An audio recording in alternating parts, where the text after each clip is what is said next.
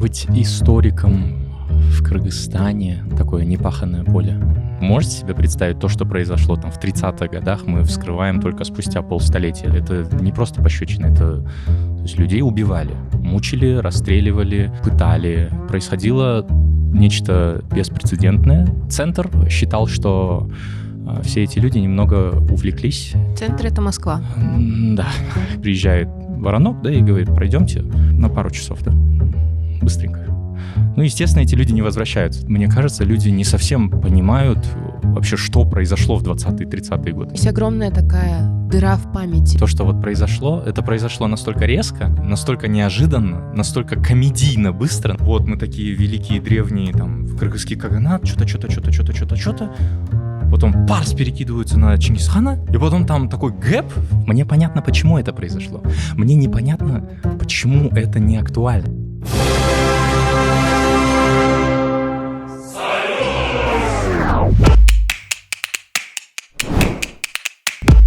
Эскимо по 3 копейки, дружба народов, коммунизм. Устали от романтизации совка?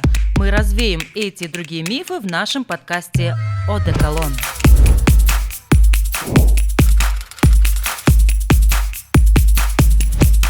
Всем привет, дорогие зрители. С вами Баштан Башта, подкаст «Одеколон». Сегодня у нас в гостях Искендер. Искендер является историком. Возможно, вы про него знаете из ТикТока или из репортажей о молодом историке, который преподает в школе. Здрасте. Здравствуйте, Зеря. Мне очень приятно здесь находиться. Немного страшно. Я не буду этого скрывать. Да? А почему вам страшно? Ну, такой поверхностный страх. Это, конечно, страх микрофона, страх камеры и так далее. Но есть, конечно, и внутренняя обеспокоенность, неумение, может быть, донести то, что я хочу донести. А можно тогда мой первый вопрос сразу, мне кажется, он подходит. Каково сегодня быть историком в нашей стране? Опишите, пожалуйста, ваши ощущения. Быть историком в Кыргызстане, мне кажется, такое непаханное поле. Очень много того, что вот нужно делать с нуля, или уже кто-то начал, но тоже начинал с нуля, и совсем, почти недавно. То есть, чтобы вы понимали, историю Быбуры Кадралиевой вы же знаете, да? Да? То есть вы можете себе представить то, что произошло там в 30-х годах, мы вскрываем только спустя полстолетия, да, грубо говоря. То есть, что уж говорить там о каких-то других событиях, да, то есть то, что произошло в 37-38 годах, это не просто пощечина людям, да, грубо говоря, это не просто пощечина, то есть людей убивали, да, людей мучили, расстреливали, пытали, выбивали какие-то показания, проводили следствие с пристрастием, да, грубо говоря. То есть это огромный процесс, огромная государственная машина, которая в буквальном смысле перемалывала, да, через себя человеческие тела. То есть мы об этом узнаем только вот в 80-х, 90-х годах, и потом, да, этих людей там находят на кирпичном заводе, да, все эти 137 скелетов потом с почестями там придают их земле. Да. То есть это... А что говорить о событиях? Это верхушка, это сливки общества тогда были. То есть а что говорить о каких-то менее значимых событиях, да? Менее или более значимых. То есть это мы... это, с одной стороны, грустно, с другой стороны, сложно, с третьей стороны, это интересно. И надо фокусироваться на именно, мне кажется, третьей стороне, потому что если постоянно ходить вот в первых двух, мне кажется, можно немного впасть либо в депрессию, либо просто перестать этим заниматься. Так что как-то так. А вот вы заговорили про Быбюра Апа. Я помню эту историю из рассказов своих родителей, особенно моей мамы. Мои родители тоже оба историки. Не могли бы вот вы рассказать, мне кажется, будут люди, которые будут это смотреть и не знать, о чем идет речь? Если мы говорим именно для публики, которая не совсем понимает, о чем речь, то в 20-х годах происходило строительство новой кыргызской государственности. В первых рядах, конечно, стояли так называемые отцы-основатели, да, это Жусуп Абдрахманов, Абдыкерим Сыдыков, Урузбеков и так далее. Касым Тыныстанов, Шенел Арбаев, то есть те, которые еще и состояли в Алашардинской партии, да, совместно с казахской интеллигенцией. То есть происходило нечто беспрецедентное. Кыргызский этнос обретал какую-то политическую субъектность, и во главе всего этого стояли очень молодые люди. Это Абдрахманову тогда было там 20 с чем-то вообще, то есть недавно переживший, он юнец, который недавно пережил восстание 16 года, он вместе с родителями бежал там в Китай, потерял отца, потерял маму там. Вот они все возвращаются, начинают строить там под эгидой Великой Октябрьской революции. Все это, конечно, было супер, но Центр считал, что все эти люди немного увлеклись и немного перегибают с требованиями какой-то автономии, независимости, самоходности, самобытности и так далее. То есть... Центр — это Москва. Да, как вы интересно это все. Да, центр — это Москва. Понятное дело, им это все не очень нравилось, потому что Жусуп Абдрахманов был вообще очень... Если вы меня спросите, с кем бы я хотел познакомиться поближе, поговорить, узнать там с блокнотом в руках, да, то один из этих людей был бы, конечно, Жусуп Абдрахманов, потому что этот человек воочию видел сам переломный момент в истории кыргызского этноса. Я намеренно не использую слово «нации», да, я использую слово «этнос». На тот момент. Я потом объясню, почему. Но когда сталинская политика перешла именно в сторону давления на национальные центры, Сталин хотел создать новую политическую элиту, Сталин хотел... Знаете, как в этом фильме «Царство небесное»? Смотрели? Слышала, но не смотрела. С Орландо Блумом. Ага. Король требует повиновения, отец послушания. Да? Ага. Сталин требовал и повиновения, и послушания, получается. Он был тоталитарным, авторитарным лидером, да, и вся эта самоходность Жусупа Абдрахманова и всех его соратников крайне не нравилась. И произошло то, что произошло в 1937 году. Ну, вообще их исключали из партии, на них происходило колоссальное давление, на них писали всякие кляузы и доносы в Москву, но поворотный именно прям вот конечный, точнее, момент, это был 1937-1938 года, когда этих людей просто приезжает Воронок, да, и говорит: пройдемте на пару часов, да, быстренько. Ну, естественно, эти люди не возвращаются там ниоткуда, то есть и всех этих 137 руководителей кыргызской на тот момент, Кыргызской ССР, то есть Кыргызстан на тот момент, благодаря усилиям этих людей, вышел из подчинения, из тройного, там Кыргызстан подчинялся, тройное подчинение было, то есть одно было среда с бюро, второе было непосредственно в Москве, третье они еще Ташкенту что-то, какие-то отчеты выдавали, то есть у людей просто зачем это надо было, то есть они сделали так, что все, Кыргызстан отдельная советская социалистическая республика СССР, мы не автономия, мы не край, мы там все, мы отдельное суверенное государство, да, в составе там большой советской семьи, да, то есть эти люди этого добились. То есть люди, иногда, мне кажется, люди не совсем понимают вообще, что произошло в 20-е, 30-е годы. Вот этот вот промежуток с 1900, там, грубо говоря, 14 года, с момента начала Первой мировой, до там уже более-менее таких спокойных, наверное, лет, да, до Усубалиева, да, грубо говоря, люди просто, они не понимают, что в этот момент происходило.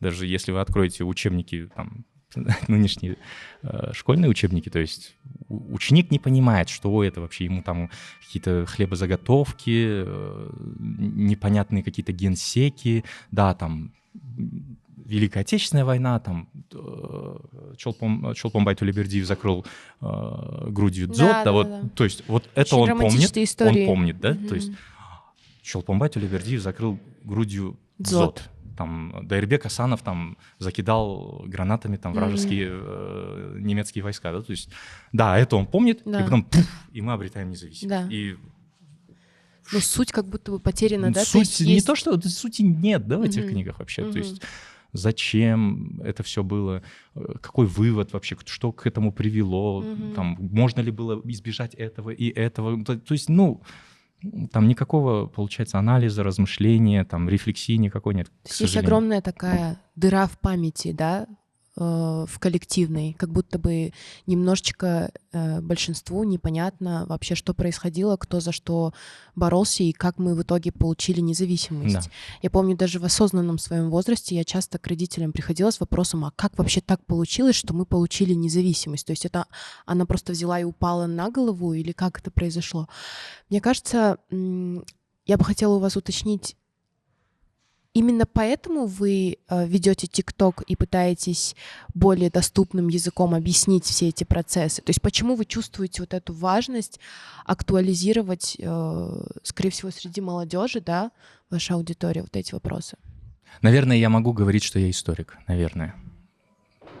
Синдром самозванца? Да, потому что немного, да, сложно брать на себя эту ответственность, потому что историк, я не революционер, я не там радикальный какой-то анархист, я не человек там с горячим сердцем и холодной головой, да, как-то, господи, Феликс Дзержинский говорил. То есть я историк, я человек, который наблюдает за процессом, что происходило, когда происходило. Мне просто интересно. Почему вы чувствуете, что надо актуализировать эти Нет, вопросы? Нет, просто это же непонятно. Мне лично непонятно, почему вообще... Нет, мне понятно, почему это произошло. Мне непонятно, почему это не актуально. Мне вот это непонятно. Потому что произошло... Это с казахами то же самое. Казахи только, кстати, начинают вот Великий голод, да, Улы Ашаршылык. В 30-х годах, получается, каждый там 4-й казах этнически погиб в результате там голощёкинской политики, да, то есть спустя только вот это вот время люди начинают там как-то вот что-то, и там Айсултан, да, его зовут, да. Это, то есть человек снимает, в конце концов, фильм, да, он такой не конфликтный, такой аккуратненький, но тем не менее люди пытаются. То же самое, например, с тем, то, что произошло там, Хангтар, да, это январские события кровавые, да, то есть рефлексии пока нет. Но есть какие-то маленькие шаги. Ну, может быть, она есть, но она крайне подпольная, то есть я имею в виду, нету вот этой вот прям широкого обсуждения, нету вот этого плебисцита, да. Спроса, возможно, нет? Спрос от большинства? Нет, нельзя говорить, что спроса нет. Спрос есть, просто там свои нюансы. Там. Если какое-то событие не находит отклика в искусстве, если какое-то событие не находит отклика именно в массовой дискуссии, то есть, значит, это событие не нашло места в сердце народа, грубо говоря. Да? То есть произошло... В кыргызской современной историографии, если мы именно суперсовременную берем, с 91-го года, у нас вот просто очень много чего произошло. И хорошего, и плохого. То есть, да, это исторический, это жизнь, это исторический процесс. В 91-м году вот у нас там объявляется независимость, хорошо. Но с другой стороны происходит Ошская резня. Плохо. Там в 95-м году у нас происходит празднование тысячелетия Манас, нас ООН официально там любит и лелеет, но в то же время Акаевский клан конкретно усиливается, да, грубо говоря. То есть это уже в 95-96 годах это уже наступает конкретное установление акаевского режима, да? То есть режим политический. Дальше, да, 2005 вроде, да, тюльпановая революция, все круто, но 2010. Да. И опять же там Орская резня опять и так далее. То есть в 20-м, ну, опять же, видите, то есть у нас очень много, прям поток всех этих исторических событий, но... По-вашему, это паттерны? Эти события похожи между собой? Есть ли в этих событиях что-то, что связывает? Что это? Ну, и да, и нет. И да, и нет. Как мы можем сказать, что да, это вот прям паттерн, да, и как мы можем сказать, что нет, это вот, они абсолютно разношерстные, разнобойные и так далее. Это... То есть вы не сторонник фразы о том, что история цикличная, и все повторяется? Нет, история не цикличная, история никогда не повторяется. Ну, даже если она повторяется совсем по-другому, да? Это как история повторяется в первый раз в виде трагедии, а во второй раз в виде фарса, да? Но, опять же, это просто позерство, да, грубо говоря. Мой профессор в Петербурге, он любил повторять, что история, нету понятия, что история вот белая, черная, белая и черная. То есть история, она серая. Конечно. То есть у нас нету момента, не было, нет и не будет момента, когда мы все вздохнем и такие, все, благодать, можно жить и круто. Все в нашей стране, мы все проблемы решили, теперь можно только наслаждаться, да, то есть мы достигли уровня там каких-нибудь там скандинавских стран и так далее. Да. Мы даже, дай бог, конечно, достигнуть уровня скандинавских стран, но даже когда мы достигнем его, у нас будут абсолютно другие проблемы, с которыми нам придется работать. И опять возвращаясь к вот нашей теме, почему события... Вы можете себе представить, что такие... Орская резня 91-го года, ну, ее никак нельзя сопоставлять там с тем, что произошло в 1937-м. Да. Ее нельзя сопоставлять с 16-м годом, ее нельзя сопоставлять с колониальным расширением Российской империи в Центральноазиатский регион. То есть это, ну, это капля в море. Да. Ну, мне очень жаль, что это вот плохо, но это вот именно в историческом масштабе, если смотрим, капля в море. Революция 2005 года — капля в море, 2010-го, 2020-го и так далее — это все капли в море по сравнению с тем, что мы пережили вот тогда, да. Мы не можем осмыслить, переосмыслить, снять фильмы, поставить спектакли массово именно, да, вызвать вот эту вот прям общественную рефлексию на этот счет, даже с тем, что произошло в 2020 году. А в 2020 году вообще произошло много чего, да? То есть от ковида до там октябрьских событий, да, грубо говоря. А вы говорите мне там 16-37, да?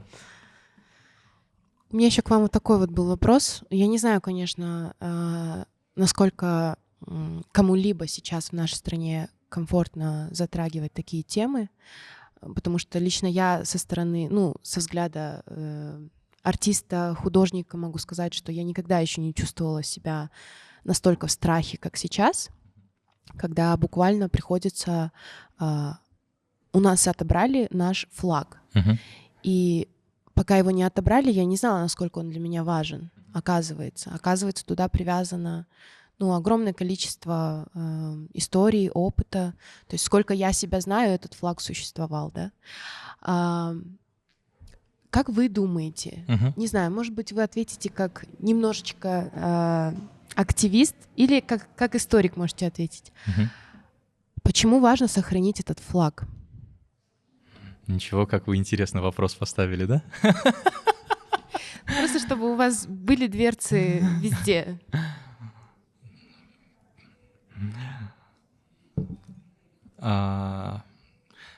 Соглашусь с тем, что вот с момента тоже моего рождения я имею только один флаг. То есть я никогда не видел другого флага. Всегда этот флаг был вообще перед абсолютным большинством людей в нашей стране, то есть перед молодыми людьми, там, от школьной скамьи до выпуска из университета и начала семейной жизни. Да? И то, что сейчас происходит, это то, что я еще, наверное, не отрефлексировал. То, что вот произошло, это произошло настолько резко, настолько неожиданно, настолько комедийно быстро, наверное. И поначалу, я более чем уверен, никто вообще не придавал никакого значения всем вот этим вот заявлениям, потому что, насколько я себя знаю, флаг всегда хотели поменять. Всегда он там, этим там цвет не нравится, этим там еще что-то не нравится, а потом, если мы там столицу переименуем в Манас, а потом, если мы вот это вот сделаем, вот тогда вот будет круто. А вот если вот это вот поменяем, вот тогда вот будет круто. Это уже какое-то суеверие, что ли, вот внутри народа, суперстишес, блин, ребят, камон, да, елки-палки, вы чё? Символические, да, какие-то Ну, это, процессы? это, мне кажется, не то, как должен мыслить взрослая, состоявшаяся личность, да, может быть. Ага. То есть помните, когда говорили, что вот похоронят эту мумию, Да, то тогда мы заживем. да. Вот уберут вот эту женщину на площади, Да. тогда мы точно заживем. Не знаю. Я сторонник того, что никакой флаг, никакой герб, никакое название не должно мешать динамичному развитию государства, да, в каких бы то ни было сферах.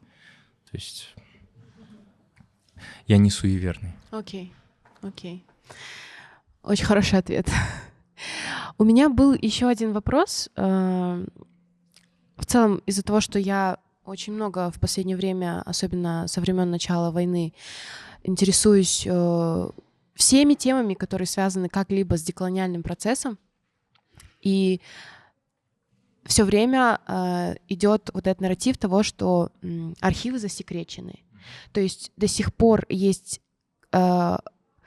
какая-то огромная дыра, где находится огромное количество информации, которая нам до сих пор недоступна. И оно может быть засекречено как у нас, так и в Москве. Да? Как вот...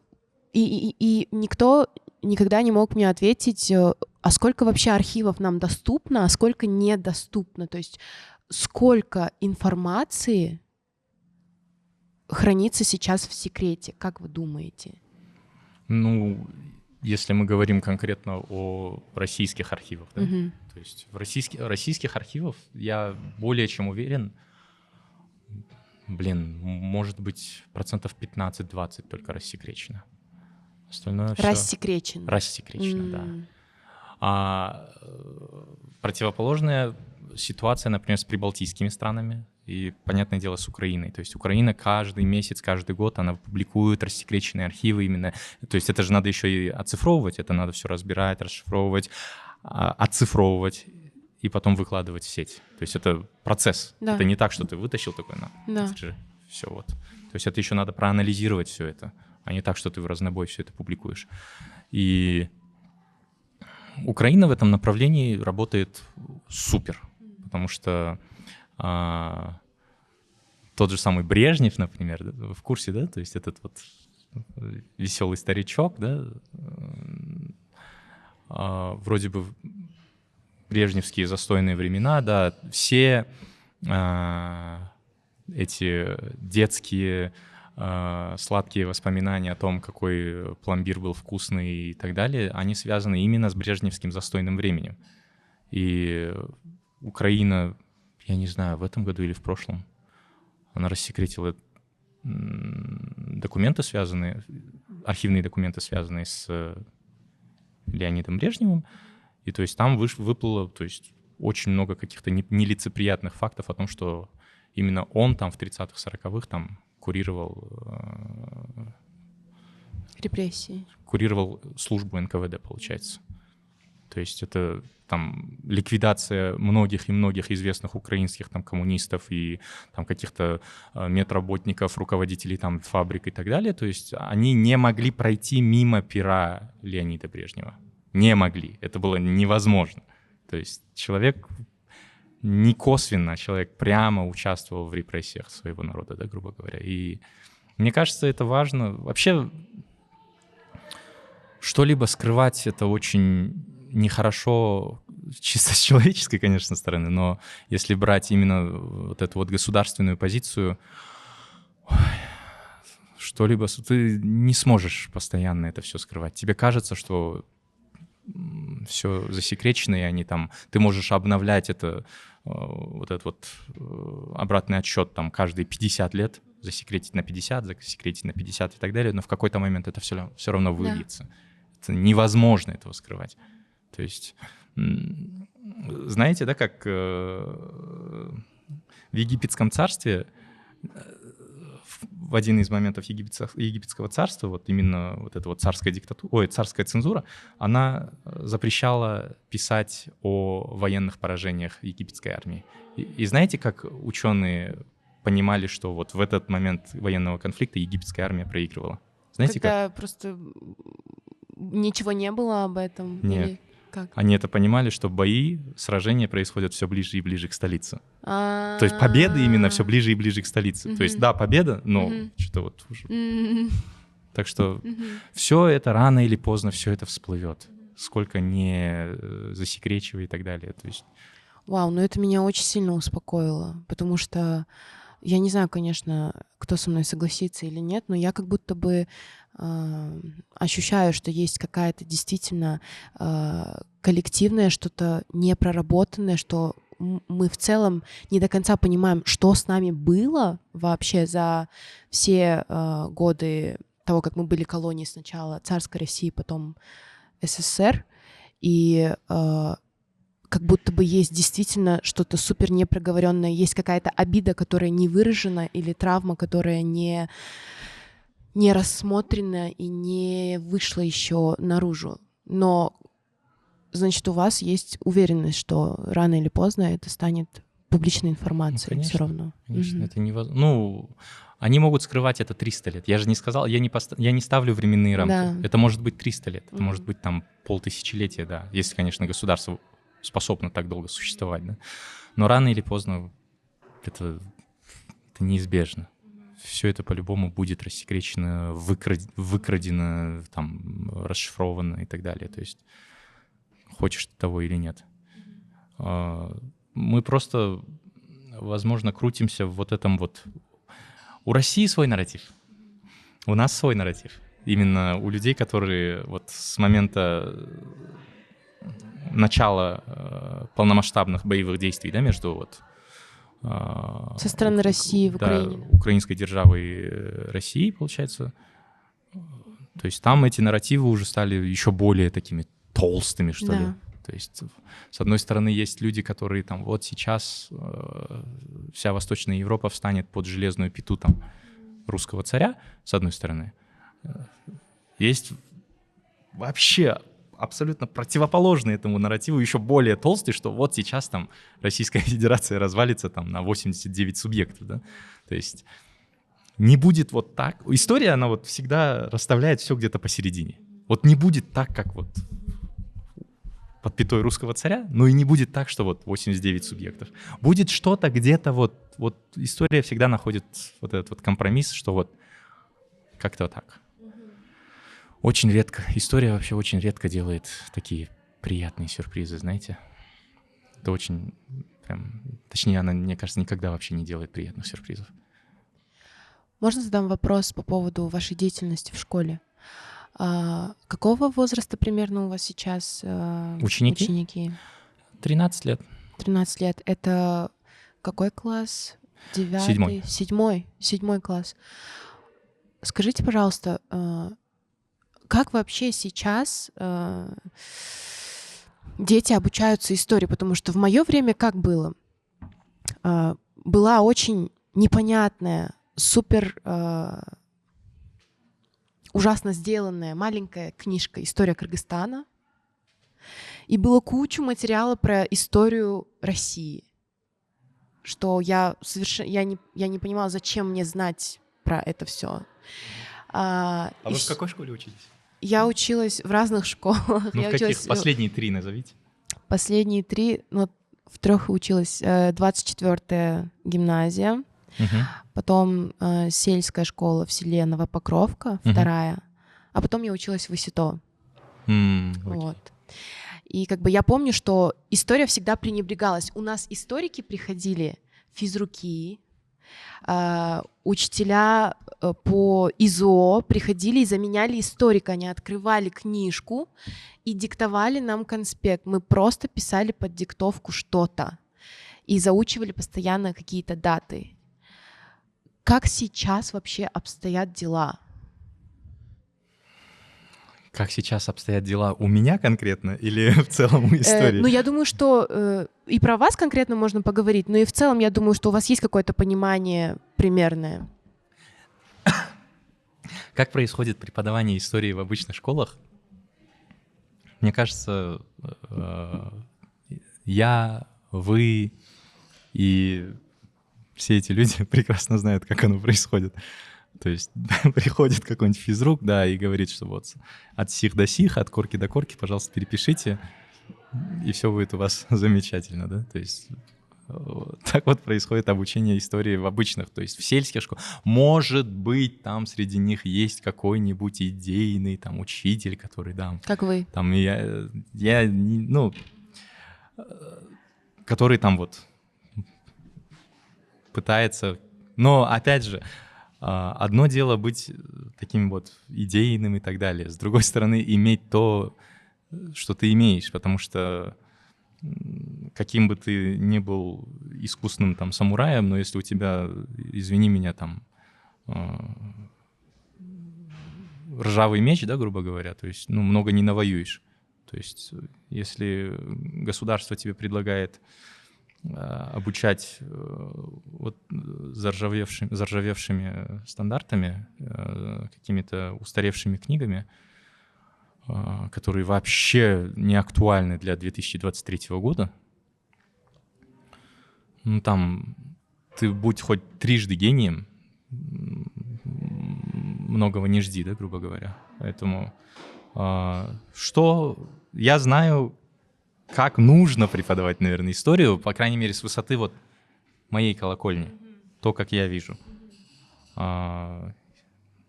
меня мечта, знаете, открыть свою собственную школу. Ну, это мечта. Если бы это был прям вот сейчас вот план, я бы вам этого не сказал, конечно. Потому что, а вот мечта, да, именно такая, что-то на грани возможного и невозможного. Кабинет истории там должен быть, ну, может быть, как вот это вот помещение. 30 на 20, Мы может сидим быть, в коворкинге Колдо Хаб, если что. А я читал Джолдо Хаб почему-то. Вот. Там обязательно должен быть такой мини-амфитеатр. Обязательно должно быть несколько экранов. Обязательно. Вы смотрели фильм «Агора» с Рэйчел Вайс в главной роли? Там вот у них на полу такая вот песчаная типа доска, они могут на песке писать, знаете, это очень интересно. Должна быть еще, конечно, whiteboard, обычная зеленая доска обязательно. Должны быть такие большие лестницы, как в АУЦА в главном, в мейн-холле. Да. То есть во время урока человек должен спокойно там иметь возможность полежать, походить, пописать, послушать и так далее. История не должна, вообще урок не должен проходить вот так вот, как нас учили. Это очень неудобное положение. Вот это вот я ненавижу.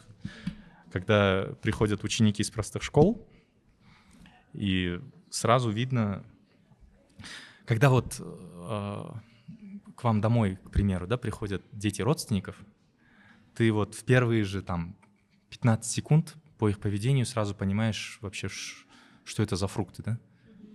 То есть бьют их дома, их не бьют, их кормят или не докармливают, давят на них, не давят. То же самое вот приходят эти ученики наши, и вот это вот бантики. Это такое, да, понятно. Ученик должен иметь, когда в маленьких еще помещениях учишься, знаете, когда вот живешь в маленькой комнате, в маленьком доме, вот этих хрущевках, вот, ты постоянно вот... А еще когда в классе 55 человек, я помню, в Караколе учился в школе, в классе у нас было 55 или 56 человек. Офигеть. То есть это там, просто по трое сидеть, какое развитие, да, какое... И это вот именно материальная часть, да, то, как должна внешне проходить. Внешне должен проходить урок истории. А есть еще внутренняя часть, когда ученику не просто вот не связанные какие-то между собой темы, господи, блин, там, что у них там? Не, еще ладно бы, учебники как-то по уму были, да, выстроены, то есть там идет сначала, вот мы такие великие древние, там, кыргызский каганат, что-то, потом парс перекидываются на Чингисхана, и потом там такой гэп в 500 лет, короче. И начинается там типа Каканское ханство. И такой, так, стоп, что-то вот здесь не то, да? Я понимаю, вот Чохан Валиханов говорил, что у степных угорных народов, да, вот этот вот гэп есть. То есть из-за того, что письменная традиция, она была слабенькой, гэп все равно есть и будет, это нормально, с этим надо жить. Но если ты как историк подходишь к этому процессу преподавания, да, ты не можешь просто с Чингисхана так вот перекинуться там на русскую экспансию, да, 19 века. Это глупо. Не, я, конечно, утрирую, там есть там и Тарайби, там Мухаммед Кыргыз, да, там первое посольство Атакебие в Петербург и так далее. То есть это все есть, да, но это так все из пальца высосанное, какое-то бледное, непонятное вообще, как это, что... Как, ну, окей, вот послушал человек вот этот курс, ученик, да, даже послушал этот курс, что это ему дает? Знаете, да, если ученик даже не может... Вот вы много чего помните из школы? Много чего помните из школы? Очень рандомный поток информации. Я помню, что такое дискриминант, потом у меня в голове сразу... Не, я имею в виду, вот давайте вот из истории? Из гуманитарных каких-то предметов. Может быть, история, человек и общество, литература, русский язык там, и так далее. Многие помнят из этих вот всех, из всего этого потока какие-то рандомные истории, да, которые в какой-то момент учительница решила рассказать, потому что ей надо там последние 10 минут, да, как-то протянуть урок. Вот это вот все, что... Да, абсолютно.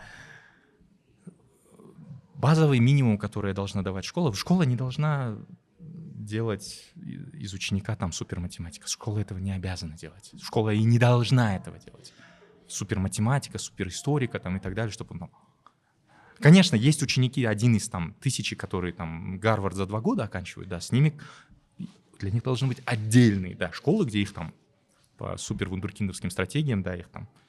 Но для 99% детей... Просто база. Не нужно из них делать каких-то суперматематиков, суперисториков, супер там русоведов, кыргызоведов и так далее. Базовый минимум, который должна давать школа, это чтобы ученик мог спокойно подискутировать на какие-то вот темы. Поговорить. Даже если ему это не понравилось. Поговорить. Обсудить. Что понравилось, что не понравилось, да? Мое мнение, там, вот это вот лучше, это хуже. Ну, он должен поговорить. Но ученик, который вот это вот все проходит, всю историческую вот эту вот программу, он не может поговорить. Люди начинают вообще очень активно читать учебники истории только когда приходит государственный экзамен в 9 классе и государственный экзамен в 11 классе. И то есть там не чтение, там уже идет просто зубрежка. По билетам, там 50 билетов, там, человек начинает там. А все остальное время он же никак не воспринимает. Он либо не воспринимает, либо зубрит. Середины нет. Понимаете? А должна быть середина. Я поняла вас. Вау. Я так понимаю, вас очень сильно интересует не только история, но и педагогика в целом, да? Наверное, поэтому вы пошли в школу. Но мне очень хочется успеть задать вам еще один вопрос. Он будет супер немного так офф-топ сейчас, но в целом, как вы думаете,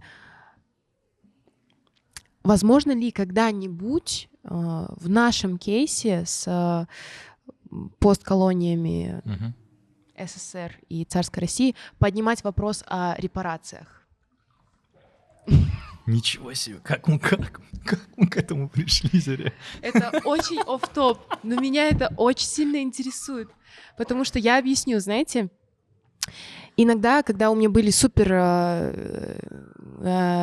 бурные деколониальные споры, особенно с приезжими гражданами России, которые после объявления мобилизации приехали, я чувствовала в себе настолько сильную агрессию, я, то есть не узнавала себя в этой агрессии, я не понимала, откуда вообще эти обиды. И в какой-то момент мне даже начало казаться, то есть когда это остановится, я не хочу жить вот с такой ненавистью внутри, и я не хочу, чтобы она постоянно вот взрывалась, да, во мне каждый раз, когда меня что-либо триггерит. И я подумала, а что должно произойти, чтобы угнетенный народ простил своего угнетателя. И в кейсах существующих вообще в мире есть такое понятие, как репарации. По вашим прогнозам, можно ли когда-нибудь поднимать такой вопрос в нашем кейсе? Наступит ли такой момент? Тут очень прям развернутый ответ надо давать. Вы меня прям врасплох застали.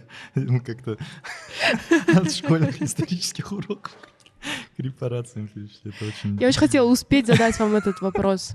Ладно, давайте я попробую сформулировать свою точку зрения на тот вопрос, который вот ту тему, которую вы сейчас поднимаете.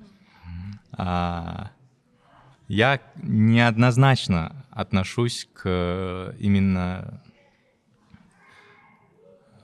даже к колониальному прошлому. Колониальному прошлому я имею в виду именно вот традиционно, ортодоксально колониального, то есть до 1917 года. То есть да, это Российская империя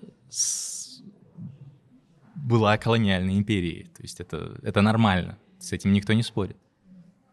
Да, у нее были свои колониальные там владения, там, то есть никто не стеснялся таких слов, как колония в Российской империи. То есть даже когда посылали письмо из, грубо говоря, там, Хаджента, да, куда-нибудь туда, на север, то обязательно там отдельная была там, в Среднюю Азию, и отдельно в Россию, и отдельно в Сибирь. То есть даже Сибирь, она совсем недавно, по сути, стала восприниматься как часть России. Сибирь не воспринималась как часть России в там, то же самое, например, в XIX веке. Сибиряки ощущали себя зарождающимся отдельным национальным организмом. Да? То есть сибирский генерал-губернатор, например, из телеграмм всегда вычеркивал слово «сибиряки». Вычеркивал. И говорил там русские жители Сибири, да, грубо говоря, русский элемент Сибири. И да, российская колония... Ну, а что касается советского именно прошлого, то есть меня немножко, как именно историка, немножко триггерит вообще, когда Советский Союз... Я не совок, сразу вот. Окей, начинается, хорошо. Окей, нет, это очень интересно, Но я к советскому прошлому отношусь тоже неоднозначно. Почему? Потому что, говорить, что... У нас еще есть время, да? Говорить, что вот Советский Союз, он был там, проводил колониальную политику там. Это... Человек говорит на эмоциях, это во-первых. Во-вторых, там должен быть чуть более такой кропотливый анализ того, что мы имеем в виду под колониальной политикой. С одной стороны, да, конечно, была политика русификации, да, там, уравнение всех национальных центров. Центр — это Москва. Знаете, в чем отличие колониальной империи от государства 20-21 века, да? Именно нового типа государства? Колониальная империя никогда не заинтересована в создании наций. Никогда. Колониальная империя всегда выступает против создания наций. То есть, если мы, опять же, давайте возвратимся в вот этот вот украинско-российский контекст, то есть со времен там чуть ли не там Ивана Грозного и так далее, то есть малороссийский, да, малоросский контингент, да, всячески язык, культура и так далее всегда вот ставился какой-то барьер. Всегда там екатерининские времена, петровские времена. То есть там постоянно ставились какие-то запреты на публикацию национальной литературы на малоросском языке, да, малороссийском языке, там, на украинском языке, по сути. Там постоянно какие... Но Российская империя не была заинтересована в том, чтобы вот эта нация развивалась и формировалась как полноценная, именно прям мощная нация. Но, тем не менее, даже это не помогло, понимаете? Да. То есть после того, как Российская империя начала рушиться, первым, что вот объявила там украинская держава, УНР и так далее, вот нацию никогда нельзя задавить. Но, тем не менее, колониальная империя никогда не заинтересована в создании нации. Советский Союз был заинтересован в создании нации. Были созданы, Советский Союз помогал в том, чтобы весь вот этот вот центральноазиатский контингент был конкретно прям распределен. То есть, чтобы не было понятия киргиз-кайсаков, да, грубо говоря. То есть казахский этнос отдельный, который вот прям все, своя историография там. Есть кыргызский этнос, тоже полностью отдельный и так далее. То есть между ними прям жесткая черта. То же самое узбекский этнос. Как, например, сарты, да? То есть кто такие сарты вообще? Сарты — это отдельный этносоциальный прям термин был. Это сейчас, конечно, он употребляется как оскорбление, да, но тем не менее сарт — это купец, по сути. То есть это купеческое сословие, которое вот в основном состоящее из узбеков и таджиков, которые торговали там с Ближним Востоком и Центральной Азией. Их называли сартами. Но что сделали советские нациостроители? То есть они сказали: так, нам не нравится, что вот эти вот персоязычные, тюркоязычные вот эти вот два народа как-то вот слишком они смешаны. Так, давайте так. Все, кто персоязычный, таджики, все, кто тюркоязычный, узбеки. Все. Поделили, сформировали, дали этим отдельную субъектность. Таджикская ССР в какой-то момент была там в составе узбекской, но там разделили, все. Отдельные национальные субъекты, конечно, это Украина, понятное дело, Прибалтийские республики, Кавказские республики и так далее. Вау, не забывайте, даже сколько контекста. Не забывайте, что была Кыргызская академия наук, была Узбекская академия наук, Казахская академия наук, Грузинская академия наук, Украинская академия наук, но не было в Советском Союзе Российской или Русской академии наук. Ее не было. Была там, всесоюзная там академия наук и так далее. То есть с одной стороны, хочется сказать, что а как же там политика русификации и так далее. Да, то есть это я не говорю, что у советского периода абсолютно отсутствуют какие-либо колониальные черты. Я этого не говорю. Я говорю, что говорить, что Советский Союз — это колониальная империя, вот именно вот это вот заявление, оно как минимум неоднозначное. Вы говорите про репарации. Говорить о репарациях, то есть помните, когда в Верховной Раде, какой год? 15-й год, наверное, был, когда они подняли вопрос о репарациях со стороны Республики Монголия за сожжение Киева там в каком 12 веке. Это примерно... это не то, чтобы примерно, как бы, что-то похожее в этом есть, понимаете? Монголия не будет выплачивать эти репарации. Это во-первых. Во-вторых, репарации за что? Как мы вычислим количество этих репараций? За что? За каждого убитого кыргыза в 1916 году. Какую цену мы поставим тогда? Я не знаю. Я не знаю.